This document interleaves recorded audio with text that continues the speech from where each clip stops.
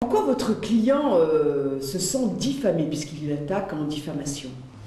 Écoutez, le livre dont il est question porte sur essentiellement le problème des classements des grands crus classés et premiers grands crus classés de Saint-Émilion.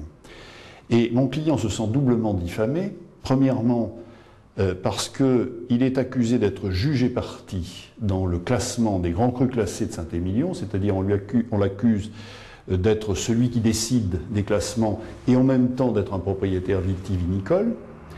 Et deuxièmement, il est accusé en sa qualité de conseil en œnologie, vous savez ce qu'on appelle les winemakers, il est accusé d'avoir capté une clientèle parce qu'il aurait la possibilité, étant le grand Manitou qui est décrit dans le livre, de faire classer de manière positive ses clients.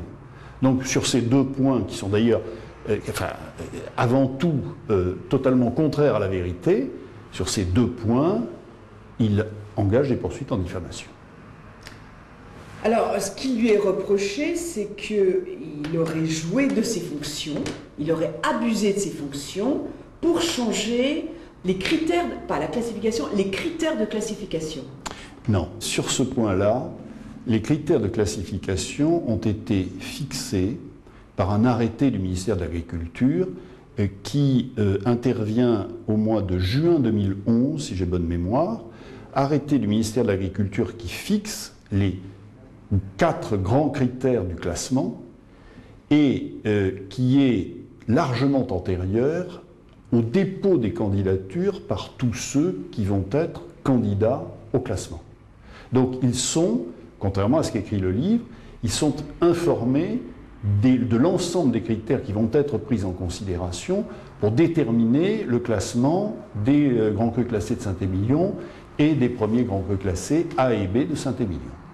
Alors dans ces critères, dans ces nouveaux critères, effectivement, il dénonce, enfin, ça dénonce le fait qu'il y avait de nouveaux critères qui correspondaient tout à fait à monsieur de Boire pour être classé de B à A.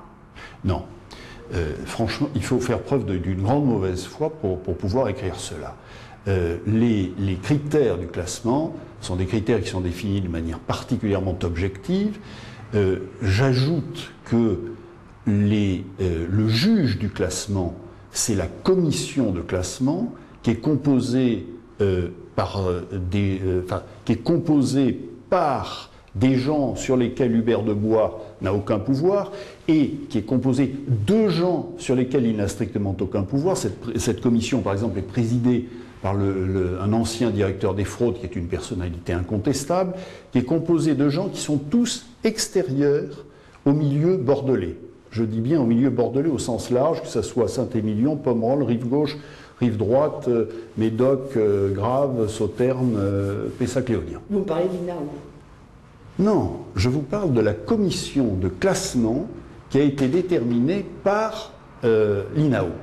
Cette commission de classement est celle qui va examiner les critères, qui va fixer un certain nombre de châteaux qui vont mériter l'appellation de grands crus classés ou de premiers grands crus classés A ou B, et cette liste va être présentée à l'INAO pour une homologation.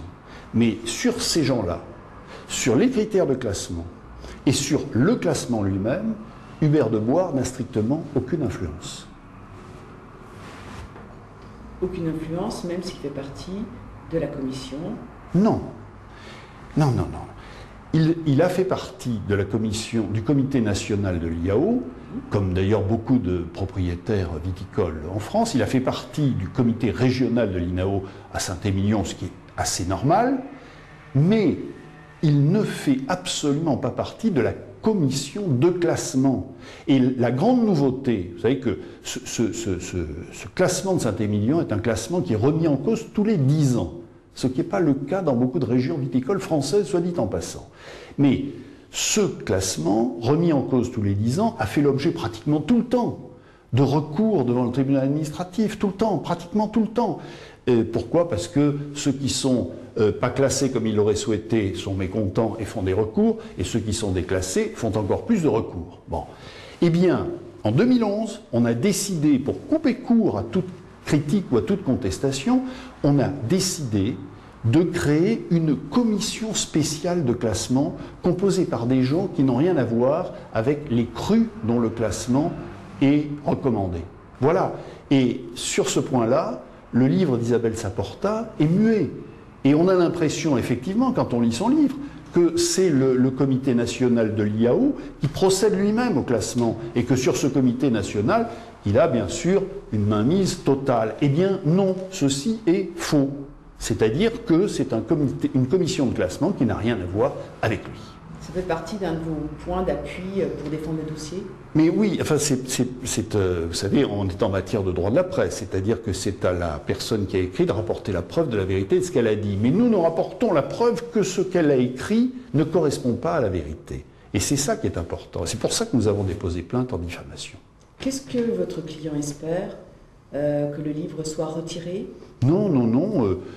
C'est une mesure violente qu'il n'a pas souhaité demander. Non, il souhaite seulement que intervienne un jugement de la Chambre spécialisée en droit de la presse à Paris, jugement qui constate qu'il y a des éléments qui sont diffamatoires dans ce livre.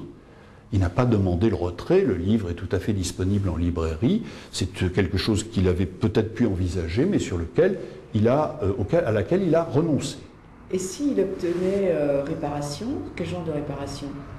Écoutez, c'est une réparation, généralement en matière de diffamation, est une réparation qui est presque plus morale qu'autre chose. C'est-à-dire qu'il obtiendrait des dommages et intérêts sans doute assez faibles, parce que la jurisprudence de la 17e chambre du tribunal alloue des dommages et intérêts assez faibles, mais il obtiendrait une réparation de principe par l'existence même du jugement de diffamation, et puis il aurait la possibilité de faire publier, c'est du moins ce que nous demanderons, de faire publier le jugement de condamnation dans d'autres supports, par exemple, je ne sais pas, des supports spécialisés dans le vin de Saint-Émilion.